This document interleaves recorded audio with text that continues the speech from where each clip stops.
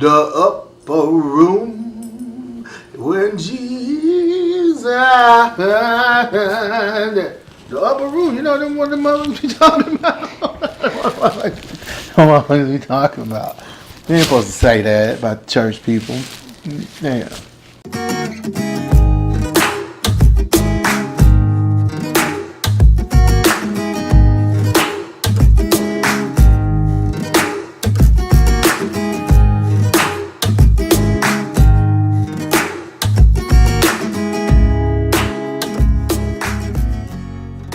Hey YouTube fam, thanks so much for tuning back into my channel. I'm here with my wonderful husband Anthony. You guys have seen him before on our marriage advice video, our get fit challenge. What was it when you lost 30 pounds? You guys have seen him. Stop being fat. That's what it was. So yeah, you guys have seen him before, so I'm excited to be doing another video with him. But we're better be me that you saw. Yeah. So we just wanted to share some ways to keep life from interfering with your marriage or relationship, because life is interfering right now. Yeah, our marriage is not perfect, and we're challenged as well. We've been married 14, almost 15 years now. So it's always work, and it's always a challenge, and we're always working together, and we're always talking. And so that's one of our challenges now, is just like not letting life get in the way and making time for each other. So we just wanted to share some things that we're going to be doing, and some things that you can try in your marriage and your relationship. So yeah, so that's the purpose of our video today. She's all listen, I'm gonna talk, I'm just okay, let me stop. I almost came out ghetto. I'm going to approach this subject matter from a perspective that's very much my own. Everyone has their own way of dealing with things, but I personally think that certain things have to fit the profile of the expectations that you guys have, or that the women have. Yeah, that was actually one of the first things that that I was going to mention. Men, they just don't get it. They are not emotional creatures. Women, we're very emotional. We have a lot more emotional needs than them. So I was going to suggest to always express your needs. Always tell him what you want, or what you need from him. Like when he comes home from work, I like for him to just take a moment, sit down and talk with me. Let's talk about our day for a little bit. He's still in work mode, or just, even like I work from home, and sometimes he'll work from home. And so even though we're busy, I like for him to just be around me, just to be in the room. And he doesn't get that. It's like, well, we're not talking, we're not interacting. Yeah, I don't get it. So it's like, I'm sorry. No. Yeah, so it's like, I just want you right here. Yeah, just his energy. While she's on the computer, not looking at me really, if she's doing whatever, just be here in this spot next to me. And I'm thinking there's so much more productivity that can happen. I have other things that I could be doing, like breathing and So yeah, express your needs to your mate, your husband. Let them know what you like and what would make you happy, because sometimes people are human. They don't know what you need. We're not, our happiness source is God. So people cannot make you happy. So you just have to express that, what you would like. Just be fair about it. A lot of times women are asking us for more than the average. They're asking us to, cater to the fact that, so they'll throw a scripture. I've got a scripture thrown up at me. The woman's the weaker vessel, so you have to understand that. So that means that they require a lot more attention about certain things. So you have to figure how long you want to be in the dog, not the doghouse, but how to go about how to approach that proposition, because That's not easy to try to figure out. No, unfortunately, women think that you are a mind reader. I think that's a gift that they expect you to have from birth or from when they met you. And I've never had that gift. So just I guess you got to figure out what, compromise, kind of meet at the middle. But Yeah, and don't take things personal. Men, I think most of them don't mean any harm, and just they don't. I don't think most of them mean any harm. Sounds like an alien, They're just. doesn't it? They actually come in peace. They don't. They just we're different. We're different creatures. So just expressing your needs. I was also going to mention to invite your partner into your world more. So like when I'm outside, I like to sit outside on the patio. I'm learning to ask him more. Hey, can you come sit outside with me? Or if I'm upstairs, I'll ask him to come upstairs, and I've asked him to do the same. So just invite me. He has a man cave. I would like to be invited into the man cave every now and then. Every now and then, just invite your partner into your world more, so they feel so she more. can scrutinize the cave and talk about how the cave needs to be cleaned. No, because we're in our own separate worlds. You're doing your thing, you're working. I'm doing my thing, I'm working. Oh, be careful if you do invite her down there because you're gonna have to clean up. Yeah, so just invite each other into each other's world more, I think, is a good way to not let life get in the way, because sometimes you can get wrapped up into, work and what school, and you get consumed with that. So just, trying to connect more at home. I feel like I look like a hostage, right?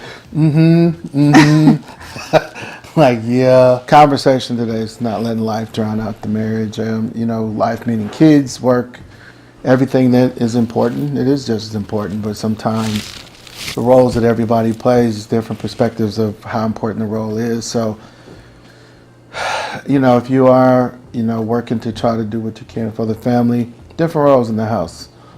So, some families are set up where the guy's the sole provider. And if you're doing that, sometimes I don't think anyone in the house realizes kind of how your day was and the pressure you have on you that every day you have to perform to make sure you are fulfilling that call on your life. Then you have maybe a setup where both of you are working, dual parents. From this perspective, she's working at home, so she probably is feeling like, when I come home, she wants to talk to another adult because she's been talking to a computer or the walls or Victoria. So everything's different. So life drowning it out is meaning that, you have to just carve out time. You have to carve out some time. So yeah, I was going to mention that, set a time where you two can come together. Like you can say, okay, at 8 o'clock or 7 o'clock or whatever time is best, let's shut our work down and let's watch a movie, or let's watch a comedy show, or let's watch our favorite sitcom, or let's go upstairs and get busy. Let's go upstairs, or just set a time where you guys shut it down and it's just you time. Every day. I think we should do that every day. Every day. Or get busy downstairs. Every day, set a time to just connect again. So yeah, I love that idea. Just like shutting everything down, and you can just totally focus in on your partner. On connecting. Yeah, and connecting. I love connecting. That being said, though, there's couples who are still trying to find out how to do that.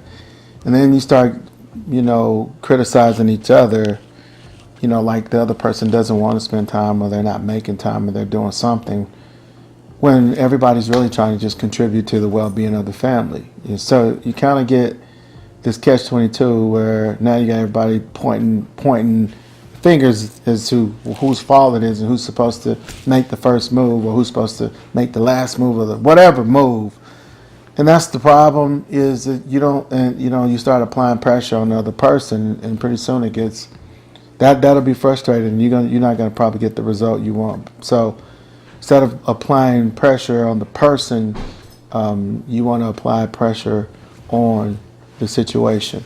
So when I say that, I mean on the issue. Apply pressure to the issue at hand. Versus saying, you are not, making time for me. Maybe the conversation goes more or less, we're having a hard time together finding time. So let's work together to see if we can do that. Versus, you never do this, or you never do that, or you're not doing this. Or, Then the person gets defensive.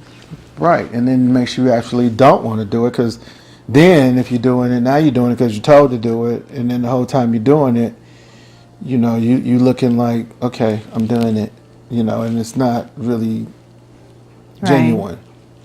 And also to remember the real enemy. Satan always wants to destroy marriages, families, and it's important to remember the real enemy. We're always influenced negatively sometimes, thinking the worst about our partner, or oh, he doesn't care about you, or work is more important than you, or he could be thinking these negative thoughts about me. She doesn't care, she doesn't appreciate what I do for her, and she doesn't appreciate what I do for the family. And we're always being You got to have fed negative somebody thoughts. though that's spiritually inclined to know that, because you could be talking about the enemy all day and say the enemy's doing this and the enemy's doing that, and they be looking at you like, I'm looking at the What are you enemy talking right about? now. The enemy's right there. He's got a blue shirt on, and he's got a beard, and he's brown. But no, the devil, he wants to destroy your marriage, your happiness, relationships, families, and he's always influencing us to think negative, and then, we argue, and it just... And you're not going to win the argument, because nobody wins an argument. The problem is everybody seems to try to win. When you have discussions, and I think we're trying to work through that ourselves, you got to give people dignity to be able to be either wrong or to bow out of the race to be right. No one wins when everyone's trying to be right, and you have to allow people to bow out with grace. Bowing out with grace or with dignity means, just if you might they be dead wrong, and you're proving a point, and the person may not even have a response or a comeback.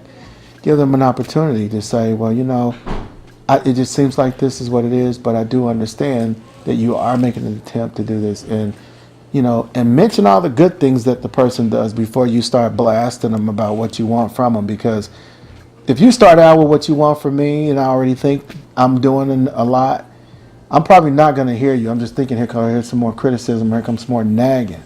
But if you like, hey, you know what? I appreciate everything you do around here. In fact, you clean up, you help cook, all that stuff.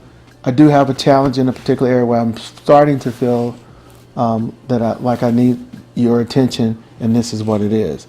Well, you can tell me that after you tell me how great I am, because now I'm like, okay, baby, I'm gonna fix that too. But if you start if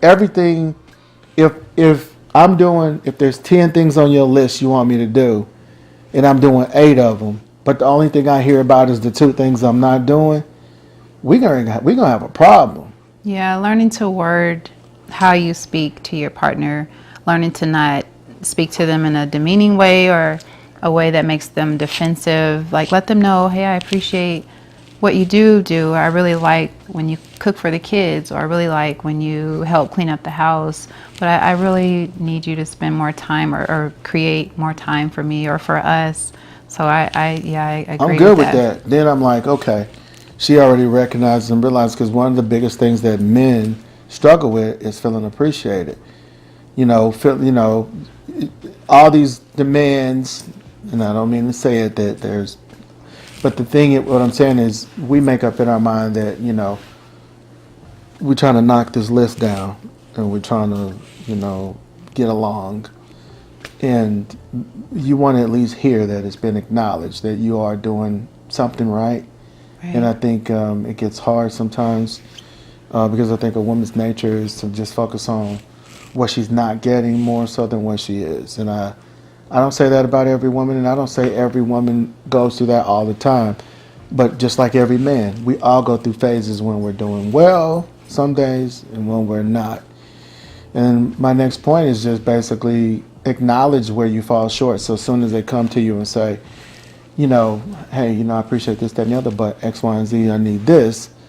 Be quick to be like, you know what? Okay, all right, I'll take care of that. No, no worries. And you're right, because if you don't, then it does destroy the fact that this person wants to feel like they can come to you and talk to you. Because what you don't want is her to feel like she gotta go talk to, make a bunch of friends to go talk to, or then you mad because now your business out in the street. You know what I'm saying? You like, Yeah. a situation where the girlfriends are like kind of looking at you. You And you just can wanna- tell that they know some stuff about you that she done told them. And you're like, well, how she know that? You I just don't want know. to feel heard. So it's just nice to, say, I didn't mean to make you feel like that, or just to know that your husband or partner understands how you feel is very helpful, because you just need that. You just need understanding. We're not always going to get it Definitely. right, but you just want to make sure that the partner understands you, and just letting your partner, husband, wife know, I understand how you feel. I don't mean to make you feel that way. There's a lot of people that's really out there to give you advice. The only reason I think we're making this video is because, we still have some challenges, but we have challenges on a different level. We have 14, 15 year in a marriage challenges versus maybe somebody who's 10 years, maybe somebody who's 8, who's 5, who's lower. You got people who actually have some similar challenges, 20 years, 30 years, 40 years up. I heard a guy say the other day he didn't fall in love with his wife till they were married in 28 years. the 28th year. That's crazy. So that was wild. And then there's some people who were married 45 years that I just read, who, listed all the stuff that they went through. I'm like, ooh, man, I ain't even experienced that yet. So, listen to people who've been there or who've been where you want to Yeah. be. People who have been where you are trying to get to, or who are where you are, who've been there, done that. Don't be taking advice from no A single person, never been married. this kid at the bar. hey, cuz, you should be your wife. Hey, dog. It's like, nah. And also godly advice. Seek godly advice. I think that's really. Yeah, because everybody, you got some people that's gonna agree with you, because they're gonna borrow $10 after they finish talking to you, or they just think your side of the story is the only side. But you have to have people that's gonna tell you, nah, you need to apologize, or you wrong, or just, I'm not sure that you understand that person's point of view, or they'll tell you, I kind of see where that person feels that way. Right. So, and hopefully that's people that, you need a mentor. You need people who, try to get people who are a little older in their relationships. Doesn't have to necessarily mean that they're older than you, but, you may have a couple who've been together 20 something years, and they all the same age. Well, I think they probably could still give you advice. And I have another point too. Remember that you're on the same team. So when life is just like making you so busy, and he's doing his part as a teammate and you're doing your part as a teammate, we're a team. So don't look at the person as your enemy. Look at them as, hey, we're both working hard together to make this work, to make this family work. And just remember to look at them like we're working together. And when you have an issue, hey, I'm having an issue here, I'm struggling here, I know you're busy, but I really miss you, or I really need more time with you. So just remembering that you guys are a team and you are one unit, and just looking at having the right view of your partner, looking at him or her as your partner, your teammate. We're just busy, we're both just busy, you're busy with work, and it's just keeping that in mind. And it's not thinking it's the person that's the problem. Right. My wife done told me before, I think it's dead, just dead. Well, what's dead is the opportunities that are coming. Because if it's dead, it will be different. It will show up in a lot of other ways. So, you have your days when you feel like you feel like you wake up. She can't tell me that she don't. Some days you'll look at me, I just don't like you. And then there's some days when I'm probably looking at her like, whatever, right? But those days come because we're human, right? But you have to find some common ground and regain that sense of knowing that life is actually what's interfering. Because if this person didn't really want to be with you, you know, her and me and her and I mean, I'm sure we wouldn't. Right. Right. And also, too, keep hope and keep your heart open. Like, don't think, oh, this marriage is just, I give up. You know, nothing's gonna work. Right. You need to pray. Yeah, nothing's gonna work. You need to do Bible studies together. You need to get in the Word together. Pray together. If you're not getting in the Word, if the Word is not first, anything we talking about don't matter, because all this is rooted in. We have a weekly Bible study with us and our children. And every Sunday, I love that. Every Sunday, and you can do it anytime. You can do it twice a week. But you have to, anybody you're praying for, you can't complain about. So when she's complaining or she starts barking at me, did I pray for him today? I already know she ain't prayed for me. She ain't prayed for me today. Not talking to me like that. Yeah. I know y'all ain't did nothing today. You and God ain't hooked up. You ain't high five God. You ain't give God no high five this morning. You gotta give God a high five. You know. So that's all I have. Yeah. So keep your heart open for your partner. Keep hope, and always remember that you guys are a team. Pray together, and that's it. Yeah. And make strong, powerful, hard love when you get a chance. Invite each other into your world. Invite each other into your world and express yourself. Let your partner know what you need, and most importantly, pray together. Pray for your partner. So that's all we have, guys. Thanks so much for listening. Deuces. Peace.